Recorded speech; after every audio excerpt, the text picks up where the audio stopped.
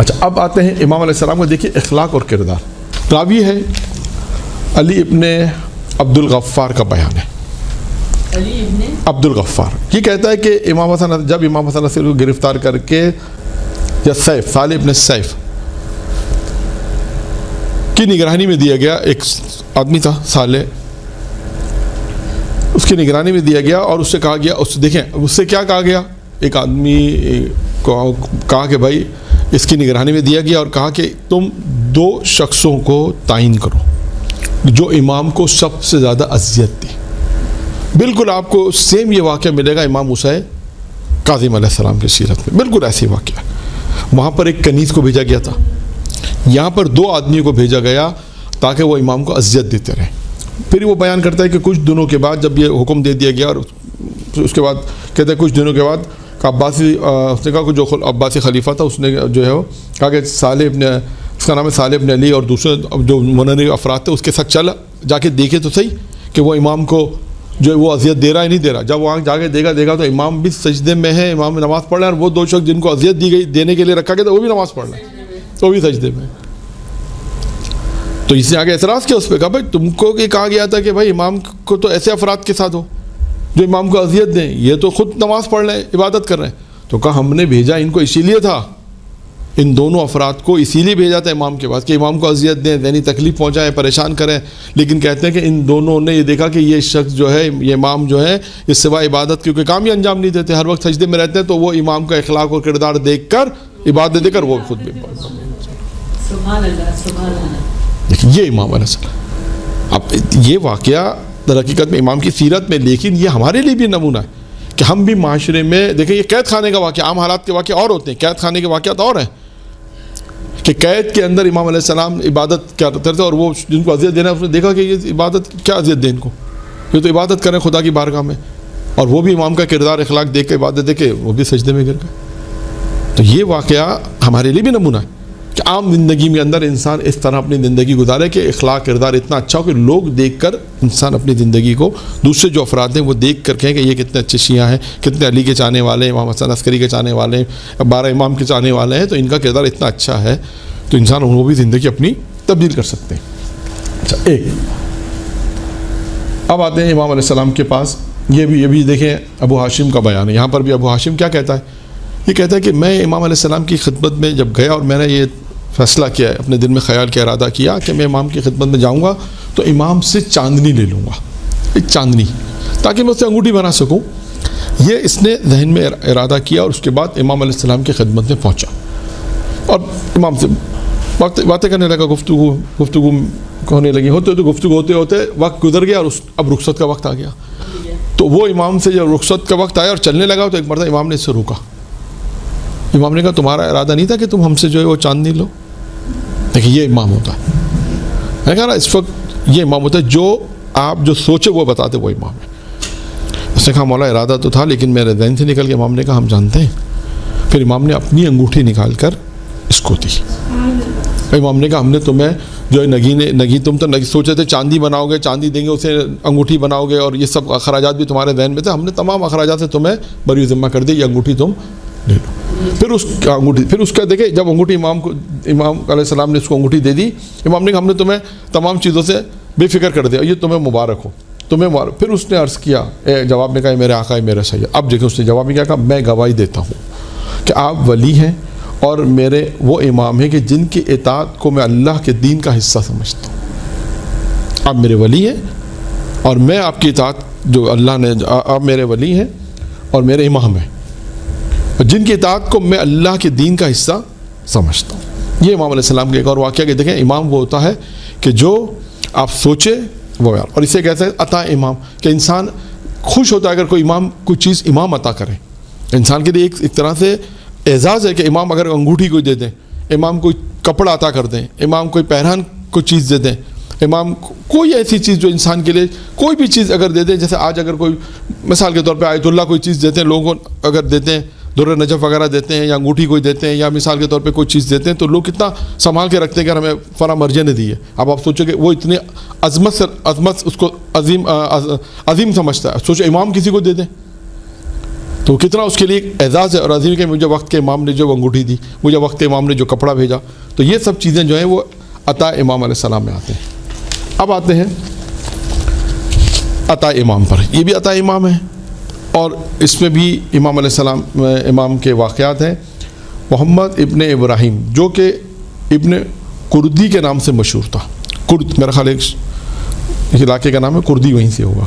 محمد ابن ابراہیم جو ابن کردی کے نام سے مشہور تھا، اس نے کہا کہ ہم پر تنگ دستی چھا گئی، تنگ دستی چھا گئی، مشکل حالات تھے، ہمارے مشکل حالات تھے، ہم زندگی ہمارا سکون چھین لیا تھا، ہمارے پاس حالات ایسے خراب ہو گئے، افلاس والے حالات ہو گئے، غربت والے حالات ہو گئے. تو اب ہم پریشان تھے، ہم کیا کریں؟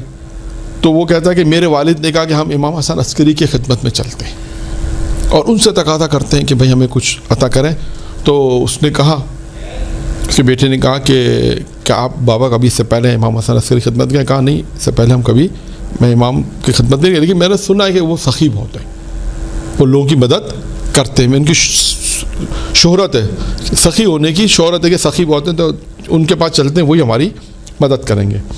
پھر یہ دونوں باپ بیٹے جب راستے میں جاتے ہیں، اب دیکھیں یہ دو باپ بیٹے کیا فیصلہ کرتے ہیں. اب باپ یہ کہتا ہے اپنے ذہن میں، اب بیٹے سے گفتگو کرتا ہے کہ اگر وہ مجھے 500 درہم دے دیں تو میں 200 درہم کا لباس لے لوں گا، 200 درہم کا میں اناج لے لوں گا اور 100 درہم میرے دیگر اخراجات میں آ جائیں گے. کاش امام مجھے، یہ اپنے بیٹے سے کہہ رہا ہے اگر امام مجھے 500 درہم دے دیں تو میں یہ کام کر لوں گا. اپنے بیٹے سے ذکر. اس کا بیٹا کہتا ہے اپنے بابا سے اگر وہ مجھے 300 دینار دے دیں تو میں 100 درہم کی سواری لے لوں گا، 100 درہم جو ہے وہ 100 درہم کے لباس وغیرہ اور 100 درہم دیگر اخراجات میں. یعنی انسان اپنے طور پہ جو جیسے آج کہتے ہیں پلاننگ کرتا ہے کہ اگر مولا مجھے اتنا دے دیں تو میں یہ چیزیں لے لوں گا، مولا مجھے یہ دے دیں تو میں اتنا دے دوں گا. اب یہ دونوں باپ بیٹے جو ہیں وہ اپنے ذہن میں کہہ رہے ہیں، وہ کہہ رہا ہے مجھے 500 دے دیں، یہ کہہ رہا ہے مجھے 300 دے دیں.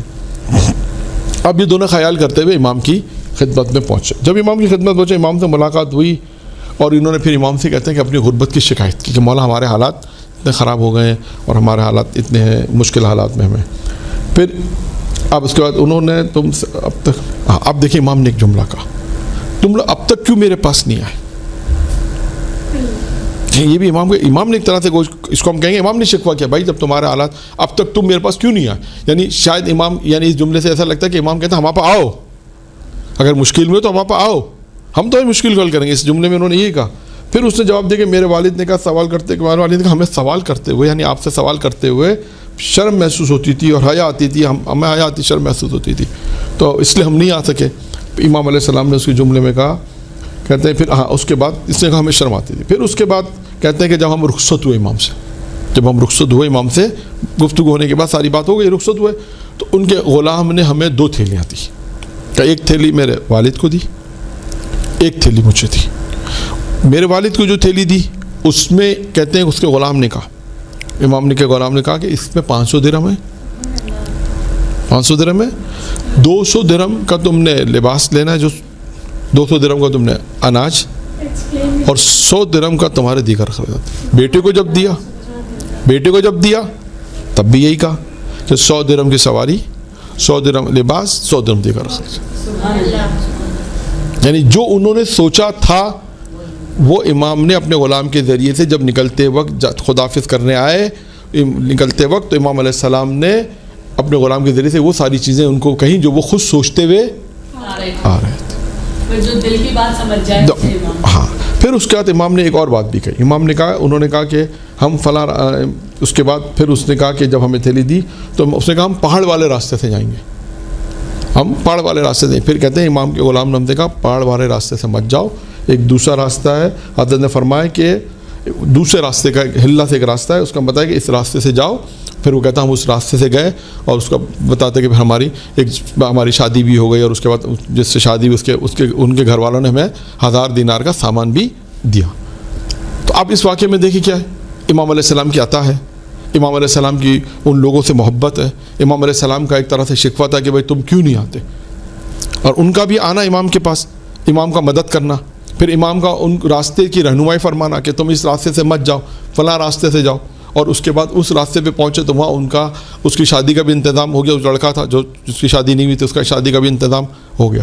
تو ان تمام چیزوں میں ہم واقعات دیکھتے ہیں امام علیہ السلام نے کس طرح ان کی رہنمائی فرمائی اور کس طرح امام نے ان کی مدد کی. اور دوسرا اہم ترین چیز کیا ہے؟ امام کا دل کے حالات کا جاننا. یہ سب سے اہم ہے کہ جو باپ بیٹا جو خیال کر کے جا رہے تھے، جو سوچ کے جا رہے تھے، اس سے بالا تر ہے. اس سے امام نے اسے کیونکہ دیکھیں یہ بھی کہ امامت ہے کہ نشانی ہے کہ امام جو ہے وہ آپ نے جو سوچا وہ امام بتاتے ہیں. اس کے بعد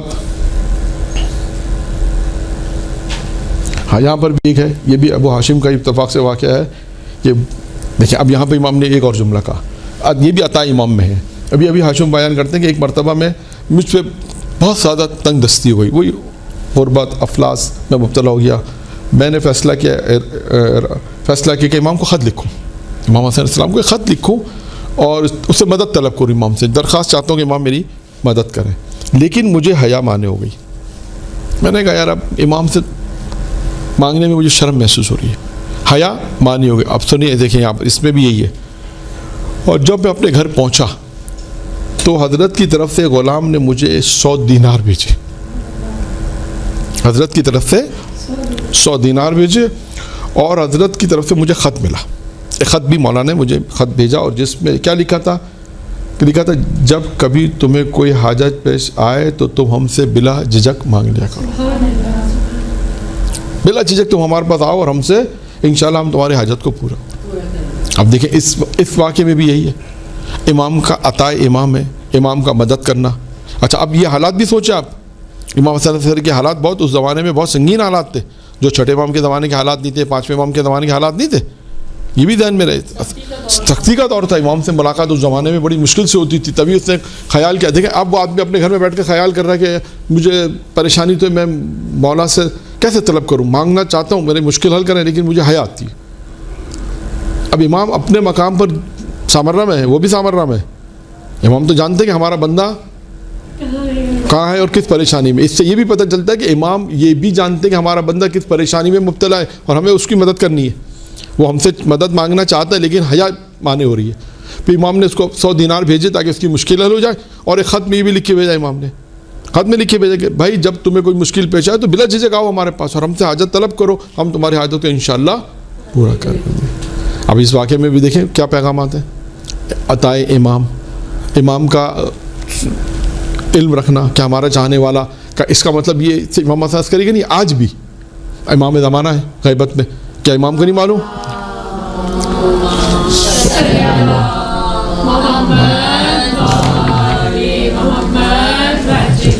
تو کیا امام کو نہیں معلوم کہ ہماری مشکل کیا ہے؟ امام کو نہیں معلوم کہ ہماری مشکل کیا ہے؟ امام کو پتہ ہے. امام کو پتہ ہے کہ ہماری مشکل کیا ہے.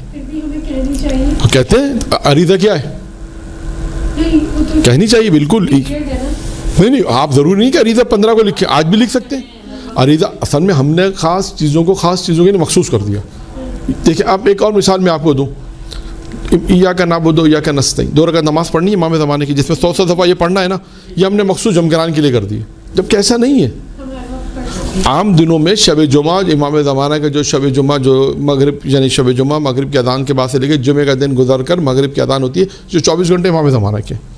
اچھا ٹھیک ہے، آپ کو کوئی پریشانی رہا ہے، کوئی بھی مثلا مشکلات ہیں، بچے کی نوکری نہیں لگ رہی، فرض کر لیں رشتہ نہیں ہو رہا، آپ کیا امام زمانہ حضور 2 رکعت نماز پڑھ کے میں منت مانتی ہوں. جو منت کی شرائط ہے اس میں ایک شرط پہلے بھی بیان کی کہ اللہ کو حاضر و ناظر رکھیں، یا زبان پر اللہ کا نام لا کر اب منت مان لیں کہ پروردگارہ اگر میرا یہ کام ہو گیا تو میں 2 رکعت نماز امام زمانہ کی پڑھوں گی.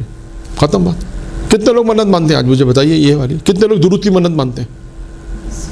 نہیں مانتے. اس لیے کہ اصل میں ہم نے خاص چیزوں کو مخصوص کر دیا ہے، جبکہ وہ مخصوص نہیں ہے. زیارت جامع کبیرہ کتنی فضیلت والی زیارت ہے، کتنے لوگ پڑھتے ہیں؟ زیارت وارثہ تو چلیں ٹھیک ہے، لوگ آشنا ہیں، ڈیلی بھی پڑھنی چاہیے. شب جمعہ بھی لوگ پڑھتے ہیں، نہیں ڈیلی پڑھنی چاہیے. زیارت امین اللہ کتنے لوگ پڑھتے ہیں مجھے بتائیے؟ یا کتنے لوگ یہ منت مانتے ہیں کہ میرے بچوں کو نوکری لگ گئی، بچے کی شادی ہو گئی تو میں زیارت امین اللہ حضرت امین اللہ پڑھوں گی؟ نہیں. تو کہنا مقصد ہے کہ ہم نے بعض چیزیں بعض زیارتوں کے ساتھ مخصوص کر دی، جبکہ ایسا نہیں ہے. ہم تمام چیزیں جو ہیں وہ آپ اپنے شہر کراچی میں جہاں رہتی ہیں یا دنیا کے کسی بھی کونے کے اندر اپنے وقت کے امام کو پکاریں، توسل کریں اہل بیت سے. آپ دیکھیں آپ کی مشکل حل ہو گیا، ہوتی ہے حل. کتنے ایسے لوگ ہیں جو کہتے ہیں، آج کتنے لوگ ہیں جو کربلا جاتے ہیں کہتے ہیں ہم نے دعا کی مولا سے، بیوی کسی گھر میں دعا کی، علم پہ گئے، زری پہ گئے، کہیں پر بھی جا کے دعا مانگی، مولا نے اسباب فراہم کر دیے، چلے گئے. تو اس کا کیا مطلب ہے کہ ہمارا توسل ہر وقت ہونا چاہیے، اور مخصوص نہیں کہ یہ نماز جمکران میں پڑھی جائے گی، یہ دعا فلاں جگہ امین اللہ نجف میں پڑھی جائے گی، یا امین اللہ جو ہر امام کی زیارت میں نہیں. آج اپنے گھر میں بیٹھ کر آپ آج مشکل میں مانیں کہ امیر المومنین سے توسل کریں، مولا میرا یہ کام ہو گیا، میں زیارت امین اللہ پڑھوں گی. آپ دیکھیں آپ کا مسئلہ حل ہو جائے گا انشاءاللہ تعالیٰ. اور بھی بہت سی دعائیں کومیل، پھر بھی لوگ آشنا ہے دعائیں کومیل سے، دعائیں ندبہ سے، پھر بھی ماشاءاللہ آشنا ہے. اچھی بات ہے کہ لوگ الحمدللہ دعائیں ندبہ پڑھتے ہیں، دعائیں کومیل بھی پڑھتے ہیں، زیارت وارثہ بھی پڑھتے ہیں. ہاں پھر آپ اس کو دیکھیں، ہاں وہ دعا وہی ہے. تو آپ اچھا ایک جو ہے وہ ایک آخری واقعہ پڑھ دیتے ہیں تاکہ ٹائم جو تھا ہمارے پاس بچائے. یہ واقعہ بھی دیکھیں امام کا، اس واقعے میں مستقبل میں ایک شخص کو خبر دینا، ایک جو بتا رہا ہوں اس میں کیا آئے گا، اور اس کو دعا دینا. مولا سے اسے دعا، اپنے کام کے لیے دعا طلب کی. وہ دونوں چیزیں میں بیان کرتا ہوں. ایک شخص ہے جس کا نام تھا محمد ابن حسن ابن شمون. وہ یہ کہتا ہے کہ میری ایک آنکھ ضائع ہو چکی تھی، ایک آنکھ میری ضائع ہو چکی تھی، اور دوسری آنکھ میں بھی میرا درد بہت تھا. تو میں نے امام علیہ السلام کو خط لکھا اور کہا کہ مولا میرے لیے دعا فرما دیجئے کہ میری آنکھ کا درد صحیح ہو جائے، دوسری آنکھ کا درد صحیح ہو جائے، ورنہ ایسا نہ یہ بھی ضائع ہو جائے. یہ دعا میں نے کہتے ہیں میں نے یہ امام سے دعا کی. امام حسن علیہ السلام کو خط لکھا، اور خط میں یہ لکھا مولا میرے لیے دعا کیجیے کہ درد دور ہو جائے. اب دیکھیں امام نے جواب کیا لکھا، یہ مہم ہے. امام نے جواب میں لکھا اللہ تیری آنکھ کو سلامتی دے، اللہ تیری آنکھ کو سلامتی دے اور تجھے اجر عطا فرمائے اور بہتر ثواب عنایت فرمائے. اچھا اب یہ کہتا ہے کہ اس خط کے بعد میری آنکھ کا درد تو ختم ہو گیا. جب امام کا خط مجھے ملا تو میری آنکھ کا درد ختم ہو گیا. دیکھیں اچھا اب یعنی آپ سوچیں کہ امام علیہ السلام جو دعا کریں تو پروردگار اس کی دعا کو قبول کرتا ہے. یعنی خدا یعنی اس نے امام سے ایک دعا طلب کی کہ میری ایک آنکھ تو ضائع ہو چکی مولا، اور آپ دعا کریں کہ دوسری آنکھ بھی جو ہے وہ بچ جائے، درد نہ ہو. تو امام علیہ السلام نے اس کو خط لکھا تھا، خط میں یہ جملہ لکھا. اب اس دیکھیں اس جملے میں کیا کیا موجود ہے. اس خط کے بعد وہ کہتا ہے اس خط کے بعد تو میری آنکھ کا درد صحیح ہو گیا، لیکن میں امام کا وہ جملہ نہیں سمجھ سکا. پہلا جملہ کیا تھا اللہ تیری آنکھ کو سلامتی دے، یہ بات تو میری سمجھ میں آ گئی. کہا اب یہ جو جملہ اللہ تجھے اجر عطا فرمائے اور بہتر ثواب عنایت فرمائے، کہا یہ جملہ اس موقع کا مورد ہی نہیں ہے. یہ جو جملہ دو جملے مختصر ہیں، کہا یہ دو جملے میری سمجھ میں نہیں آئے. یہ تو خدا نخواستہ اس وقت کہے جاتے ہیں جب کسی کے یہاں کوئی انتقال ہوا. اب وہ کہتا ہے خود بیان کرتا ہے کہ امام علیہ السلام کو جب یہ خط آیا تو یہ جملہ تو پہلا والا جملہ بھی سمجھ میں آ گیا، وہ آنکھ میری بالکل ٹھیک ہو گئی. پھر کہتا ہے کہ حضرت کے خط سے دوسرے میں نے غور کیا، دوسرا جملے پہ جو غور کیا آپ نے یہ لکھا جو تھا تجھے اجر عطا فرمائے، تجھے بہتر ثواب عنایت فرمائے. اچھا اب وہ کہتے ہیں کیونکہ ایسے جملے تو ایسے وہ لکھے جاتے ہیں کہ کسی کا اگر کوئی انتقال ہوگی، عیادت کے لیے کوئی انتقال ہو گیا، اور جبکہ میرے خاندان میں تو کئی سالوں سے کسی کا انتقال ہی نہیں ہوا تھا. کئی جملہ میں نہیں سمجھا. کب سمجھا؟ اب اس نے لکھا ہے اس خط کے چند روز کے بعد میرے بیٹے طیب کا انتقال ہو گیا.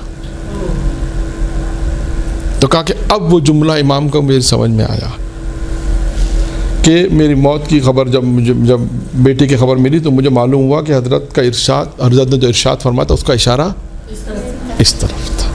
دیکھیں امام علیہ السلام نے یہ بھی اسے خبر بھی کر دیا.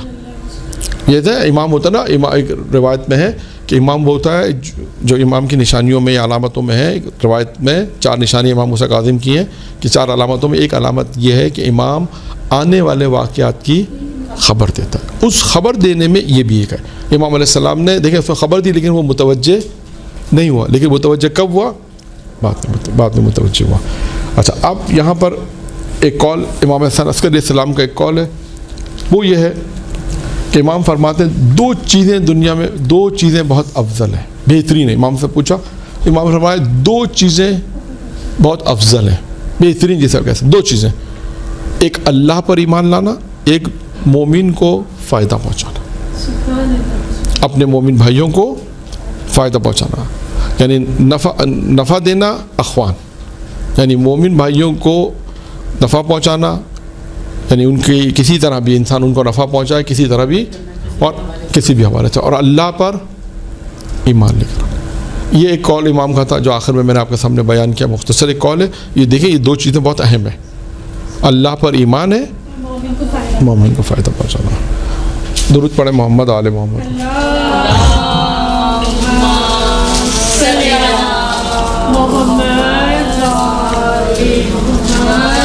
تو ایک منٹ، میرا خیال ہے اس تمام میں نے ابھی آپ کے سامنے جو ہے وہ امام علیہ السلام کے مختلف واقعات بیان کیے، اقوال بیان کیے، اور اسی کے ساتھ جو ہمارا درس اختتام پذیر ہوتا ہے. وآخر دعوانا الحمدللہ رب العالمین.